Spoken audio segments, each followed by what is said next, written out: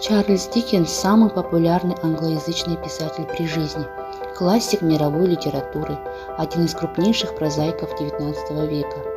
Творчество Диккенса относится к вершинам реализма, но в его романах отразились и сентиментальное, и сказочное начало. Диккенс нашел себя прежде всего как репортер. Как только Диккенс выполнил на пробу несколько репортерских заданий, он сразу же был замечен читающей публикой. Самые знаменитые романы Диккенса – «Оливер Твист», «Николас Никльби», «Дэвид Копперфильд», «Холодный дом», «Повесть о двух городах», «Наш общий друг», «Большие надежды» и «Тайна Эдвина Друда». Предлагаем вашему вниманию книги, имеющиеся в нашей библиотеке.